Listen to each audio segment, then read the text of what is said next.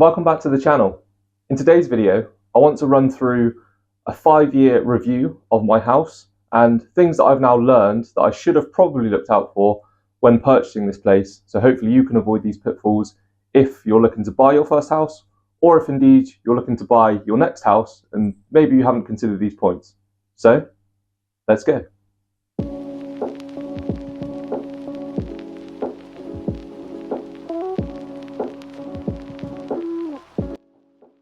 So the first thing that I would do is check the price.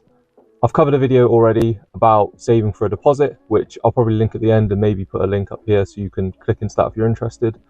But you also want to look at the monthly repayments and make sure they're not going to be too egregious on your budget. So a rule of thumb is usually about a third, I believe, of your net take home. This becomes increasingly harder, I know, as house prices go up, but try to stick within this it's what I did anyway. When I first bought this place, it was about 35% of my net take home. And initially that was quite hard. As my salary's gone up, obviously it's become less and less of a burden on my salary. And I think that's an important point, is that if you get to 30% now, hopefully over time as your salary increases, the house price should remain relatively stable and it should become easier to afford. The second point on that is parking. So I'm sat in the car for a reason. This is our allocated space. We have one allocated space and it's quite good. It's really important. I never really factored in how important having a space to stay in would be and a place to park would be. Parking around here isn't too bad, but even at that, a lot of people now have 2 cars, sometimes 3. I've got the van, of course, which I try and combat this by offering people help and using the van around the street and bits and pieces, but I never realized until I owned a house how important parking was to people. I mean, we ignore the political scandals and all the lies and things like that, but you know, parking is up there in terms of what people care about. So yeah, just be aware of that. Make sure you've got ample parking for your needs. Minimum 1 space would be what I would say. But really now, most people want 2 spaces. So at least make sure you've got space nearby either on the street or another car park somewhere that you can easily park a second vehicle. The next point that I would make sure you're aware of, and this is something that I completely missed because I had no idea, make sure you know where your external shut-off water valve is, or your stopcock as it's known. So I didn't ask about this, and when Thames Water had to come out to do some work, realised I had no idea, and indeed they also had no idea where it was. So sometimes people just don't know, but it's really, really useful to know where this is in case something breaks or starts flooding in your house. You can get out here easily and shut off the water to your house. Something you don't necessarily think about, but now I've had that experience, you know, sharing the knowledge with you guys. And one to ask on your first kind of tour around the house is, where is the external valve so I can shut the water off? The next point that I would check when first going to view a house is the heating system. And don't just do a quick feel of the top. I never realised this when I bought this place, but actually this radiator, so this is our lounge radiator, it works. But what happens is the heat kind of only comes above here, and here is completely cold all of the time. I've since done some research, and one of my friends actually who knows about this sort of stuff has said basically what happens is, especially with older boilers, the grime and things like that build up in the system because it keeps recirculating. The radiator starts to break down and you get this big kind of sediment block in the bottom of your radiator, and that basically just stops it working properly. So in this house, only this radiator works half, the kitchen radiator works about a third, the downstairs hallway radiator doesn't work at all, it's completely blocked, and that kind of follows the same pattern upstairs. So the bedroom radiator kind of works half. The back radiator in the back bedroom, works very well actually, and the bathroom radiator doesn't work at all. I'm going to put out a video in summertime, maybe to try and see if I can fix that myself. But the only alternative really for the age of this system after that is to probably just replace the whole system, which is £6,000 to £7,000. So it's a big outlay to have to front the cost for if you've only just bought the house. I mean, I'm 5 years in now and I still haven't put the bill for it. So make sure that when you first get into a property, it's going to have a good serviceable system. Might not be 100%, might not be like brand spanking new, but as long as it's probably not as bad as this, because we've had to get some emergency electric heaters and bits and pieces and electric blankets and all that sort of stuff. So one to look out for. Another thing that I tried to look out for when I was buying this place is what jobs can I do or have a go at myself that won't really impact the property. I don't need too many expert skills to be able to do it. Not saying it's not an expert job, but what can I do to a finish of my standard that I'd be happy with? So I replaced all of these downstairs floors myself, and that saved me a lot of money in terms of fitting. It was an absolute nightmare to do. I hated every minute of it. I think just cutting through this hallway door bit alone took me about 2 hours. But once it's done, and actually it's kind of stood the test of time with a nice solid floor, and can save you a bit of money if you can look at a property and go, right, I can do these jobs myself. And things like the heating system and bits like that, if that's already done, then you can save money there because someone else has done that bit for you, and you can do the cheaper jobs or the jobs that don't need a professional yourself. I must heavily caveat that though with a quite a funny story. So as we just walk into the kitchen, you'll see, so when you do the flooring, you have to sometimes adjust the doors, because at the bottom of the floor, where I've then raised the floor up, the door wouldn't shut properly, so I had to take the door off the hinges and cut the bottom of the door so it then fit in the floor. When you do this job and you do take the door off, make sure that you're cutting the right end of the door, because otherwise you end up doing that and making kind of a barn door. This has been here now for 5 years because I've just not replaced it just yet. But things like that, a bit of a DIY tip there, if you do come to doing your own flooring yourself, make sure that you cut the right end of the door first time, because otherwise you're going to have to, not only do you have to retake it off, but then the top doesn't fit. Anyway, so the next thing that I would check for sure is the age of the boiler, last time it was serviced, and just get any information you possibly can on it and how old it is. This is probably the original boiler that came with the house. It's probably older than me, to be fair, which you notice it. It's quite loud, but it still runs. We've kept it in here for 5 years. Again, it's one of those where we could just replace this unit, but to be honest, the whole heating system needs to be done. So we're just, probably biding our time, getting as much use out of it as we can. And then if it does eventually go, we've got a little pot of money there that if we do need to replace the system, we can do. But of course, if this has already been done for you, it's a great saving and will save you a lot of pain down the road if your boiler is already modern, upgraded, or at least serviced. So speaking of heating and electric, so when I first moved into the house, and again, I didn't really realize any of this, but I'm on a prepay meter, so I just top up as and when through an app. I didn't actually know the heating company or anything like that. I didn't think to ask.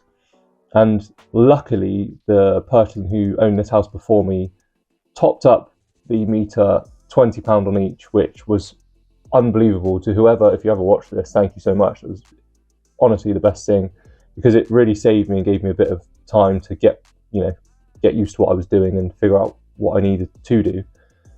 And they also left a note of who the energy provider was and what the top-up keys are, so I could log in and top them up on the current provider. Had I not had this, it would have been an absolute nightmare to figure out who the provider was, because on a prepay meter, if it had run out, I would have been cut off. Might not be an issue if you've got bills, but again, you probably just want to check this with the estate agent when you're looking around. What is the energy system or the energy payment system in the house, and can I have all the details so that when I move in, I'm good to go straight away. Another thing you want to check is the age of the doors and the windows, to be fair, but particularly the doors. In this case, this is the back door. I don't know if it's been replaced, but it's super drafty around here, really not sealed very well. It lets a lot of cold air in. You can kind of see up here, we do get a lot of black mold, which, unless you've got the modern windows that have got like the air vents in the top, it's pretty standard in UK houses to get mold. You just have to heat them and then ventilate them. So in winter it does become quite costly to run them comparatively, but it just is what it is if you want to keep the mold at bay. And you can kind of see here, so I wiped this a couple of days ago, about a week ago, and you can see the mold, it starts to come back. It's pretty straightforward. They've got some mold spray, like bleach stuff. You just spray it on, wipe it off, and you just have to keep doing that throughout winter. Summer it's not an issue, but I believe now that they sell doors that can prevent this from happening, or at least mitigate it and keep it at bay for longer. But they're super expensive, right? So if you've just bought your house, you're not going to be then going to go, oh, I'm going to spend £2,000 on the door in most cases, especially if it's a first time house. So just be aware of it. Not necessarily a deal breaker. At the front door, we've got a draft excluder, which just keeps the cold air out at bay. And like I said, you have to wipe it, and then one to consider down the road if you need to replace these. So just coming outside into the back door. Oh God, feather there. So just coming outside into the back garden. Again, this is probably an area where you don't need to put too much consideration, because most of the work I've done in the garden I've done myself, because you can't really mess it up too much. So the patio that you're standing on, I put in myself, or we put in ourselves, with the help of my partner. And we've kind of put some, as you can see, it's kind of flaking off, but we just put some paint just to see what it looked like, some masonry paint, just kind of freshen it up. The garden does need a refresh now. It's been winter, it's been quite a harsh winter, but you get the point. The garden itself is all bits and pieces that you can do. So when I moved in, the fence had fallen down, it was all overgrown. I'll spin you around and I'll give you a quick show in a minute, but all of it basically that you can see and where it is at now, we just did ourselves with a lot of recycled materials and cheap materials. It's one of the reasons the van's been really helpful, is being able to do all of this stuff and save a lot of money. So don't worry too much about the garden. The thing I would look out for is things like this. So this is the main sewage entrance kind of hatch, service hatch, shall we say, for Thames Water. And it runs basically along the whole back of the row of houses that I've got here, that I live on here. And in my covenants or my deeds, Thames Water have a right of access. So what that means is, unlike some of the other neighbours, I can't put a conservatory here because this hatch always needs to be exposed, or I would probably have to pay to get this relocated if I did want to. So just be aware of any access rights that other people will have to your land. They do have that. So electricity companies, water companies, in the original covenants, if your property has an access point that services the whole street, then you can't really do too much with that kind of tiny section, which is why we've put stones here and then put the patio rather than doing it straight up to the house. The only annoying point about this as well is within the first year or so, this did actually get blocked. As you know, water companies have been in the news quite a lot for underinvestment, shall we say, and as part of that, this flooded and kind of bubbled up everywhere. And yeah, it's a sewage line. You can kind of gather what that meant. They did come out and rectify it, but again, we had to call them and get it all arranged, let them in, get them to do it. And obviously, if you've got nice bits around, at the time we didn't, so it was quite lucky, but if you've got nice bits around and it gets covered in waste, then it's not ideal. So just one to be aware of, and make sure that you've read the covenants and you understand exactly what is and isn't allowed on your land. Just to give you a quick garden tour, so this was all upcycled free stuff from Facebook Marketplace. That's my food bin and a spare tyre, so ignore this kind of section of the garden. We'll tie this up in winter. But yeah, this whole patio area wasn't here, so we got some cheap slabs from Facebook Marketplace that were kind of being old ex-council slabs, dug them in. That was it was a tough job to do, but again, probably cost us about £90. I've then edged this bit, and all of this was knocked down, so I've bought some pre-made fence panels, concreted them in, put them up myself. Again, quite a nice cheap job. This was all an overgrown bush, so we got dug it all out, stoned it, and then put one of these Keta storage sheds. Really good, probably not great for the planet, but they are quite nice. And then all of these bits around here are just old, they need to be repainted, but these are just old scaffold boards, so these are just left around the property, so I just put them in. They've actually worked quite well as makeshift flower beds, and then just some cheap stepping stones, and it's tidied the garden up quite nice. So bits and pieces like this, I honestly wouldn't be too worried about the garden if you're buying a house and the garden looks a bit run down, because you can't really mess it up too much, and if you do, it just grows back. So speaking of windows again, here's just another example. So you can see the mold and bits creeping in. Unless you've got those super expensive windows, this is just what happens, and we find ourselves doing this probably once a month, where we just wipe it and clean it. Just is what it is. But you also want to check with windows that, one, you have all the keys. So I didn't have the keys, so I had to kind of bodge. Luckily these are really old windows, so I kind of had to bodge a key and be able to open them up. But secondly, and I realised this after about 6 months of owning a house, make sure that people haven't siliconed the window shut completely. So this is our upstairs window. It doesn't open because the old owner decided that rather than replacing it and fixing it, because clearly there's something wrong with it, he would just silicone it. I don't have the confidence to fix this myself. Equally, I don't have the money to replace windows, so it has remained siliconed for the last 5 years. It's a dual aspect window, so the other side does open luckily, but yeah, just be things that you wouldn't necessarily consider checking. Clearly, I walked around the house, I had 2 viewings, and I never thought, let's just test all of the windows. I think I checked one downstairs and it was fine. So check every single window, check every single radiator. Again, they might not be working, but just make sure that you know they're not working, so it's not a surprise later down the road. This isn't so much something to look out for, but we got one of these McAllister window vacs. I think it was like £13 or £15.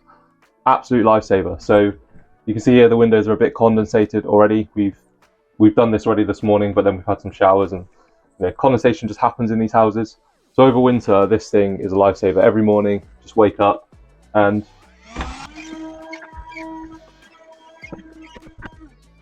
there you go. You can literally just collect off the condensation, so it again helps mitigate getting mold and bits and pieces like that, and will save you having to feel like you need to replace the windows immediately, because replacing windows is expensive. So wouldn't go without this now in a UK house.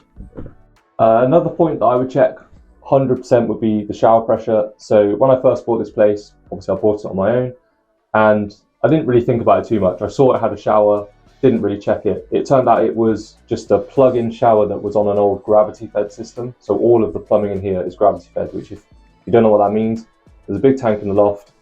You turn the tap and it's just the weight of the water pushing out, which for a tap is okay. Shower was terrible.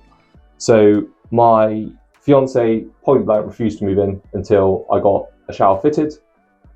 This was about £800, fitted with a pump that just goes into the airing cupboard, and it's one to consider. It might be a cost that you want to factor in if the shower isn't already there. Can happen in some old houses.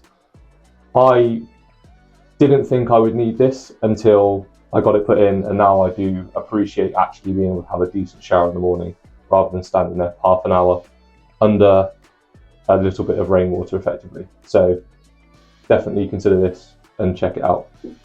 Another key point to consider is squeaky floorboards. Make sure you check all of these out. I sort of knew about it, but I didn't check it out too much. But all of our stairs creak, all of our upstairs creaks, everything creaks in this house. We've learned to live with it, but again, when we come to do all of the boiler and bits and pieces like that, it's probably something that we'll replace at that point. But again, just be aware of this. It isn't too bad, to be honest, but of course, some people have different views, and if you know that this is going to really annoy you, definitely check out every single floorboard, step in as many places as you can, jump up and down. You haven't bought the place yet, so make sure that you're happy with how the floorboards are, because this is a super expensive job if it needs to be done. Another thing to do, and this may seem really obvious, but actually I've definitely heard of people that haven't necessarily done this, is read all of the documents probably twice. I think when I bought this place, I read every single page of every document I was sent by the solicitors, by the council, everything, so I understood exactly what I was buying, exactly what I was signing up for. This is going to be the biggest purchase of your life, or potentially one of the biggest purchases leading into another house maybe. Don't sign up for something that you're not sure about. Don't trust that even though you're paying for a solicitor, they've looked at everything. They'll look at the bits that they need to do, but they will even sign a waiver and make you sign a waiver that you're sure that basically the final decision is on you, and they're not liable for anything that they've missed, blah, blah, blah, blah. Yeah, lawyers are good at that sort of stuff. So make sure you know what you're signing. It's painful, it's boring, but it's so, so important. I may have mentioned this in a previous video, but I pulled out of buying a leasehold flat for that very reason. So I read through all the documentation, got a highlighter, read through it all, found a couple of areas, and my solicitor at the time also pointed this out, but I made sure I understood what it meant. Found some written bits and some covenants in there that I didn't like. There were some damage stories that I didn't like where it had been repaired. But the main thing was about the leasehold fees, and I don't try and convince people either way on this channel. I kind of want you to form your own opinions, and I'm just giving my experience, but leasehold is just a no-no for me. Now I've read about it and I've found out a lot more about it. It's criminal what they can put into those leasehold contracts. It's terrible what some people are going through. And if you're one of those people, I'm sorry if you've experienced something really negative, because I pulled out before I signed that contract when I read what they could do with the leasehold fees. If you're not familiar and you're looking at a leasehold property, please, please, please do your research. I'm not saying don't buy one, but make sure you know exactly what you're getting into, and that effectively it could potentially change. They could charge you a different amount down the road, and there's not really too much you can do about it because you signed the contract. So contracts are important. I can't emphasize this enough, but if you're going to dedicate everything in this video, if you're going to dedicate any time to anything, make sure you understand what you're signing. Make sure you read the contract. Everything else, really within reason, can just be solved either yourself or with some professionals that can come in and fix it. But once you've signed that contract, there really isn't too much you can do to get out of it other than selling the property. And if at that point you realize there's something wrong with the contract, that means it's going to be very hard to pass it on to another seller. Not impossible, but that is effectively really the only way you're going to get out of it. So yeah, I can't emphasize this enough, guys. Just read the contract. Aside from these points, there's not really too much else to add. I would always do the usual checks. So when I first bought this place, I printed off a list of what a surveyor would check, and I came and checked as many of those things as I could myself. If you can get into the loft, I would absolutely do that. Take a flashlight, have a look around some of the beams and things to make sure they're okay. Again, you probably won't know too much of what you're looking at, but just try and look for anything obvious. Make sure there's no kind of big puddles of water or any leaks or anything like that. And if you can check into the tanks, which if you're buying an old kind of tank filled house, if you can get up there and have a look and make sure there's no sediment, that might indicate about these radiators that I mentioned earlier. Also have a check of the electrics in the consumer unit. Make sure the bulbs are working, make sure the plugs are working. Just take a little plugging light. Little tips and tricks like this, but I think a lot of those you can find online. Really, the ones I've listed are things that I didn't realize until buying this house. But other than that, there's not really too much to add. I'd be interested if anyone else has got any other tips and tricks, because obviously these are just my experiences. There's going to be a whole host of people out there that have owned houses or renting houses and you've spotted issues. Please drop them in the comments so we can help people that are looking for this sort of content, so they can go away with a bit more knowledge when they're looking to buy. But for now, thank you all so much for watching, and I'll see you in the next one. Bye-bye.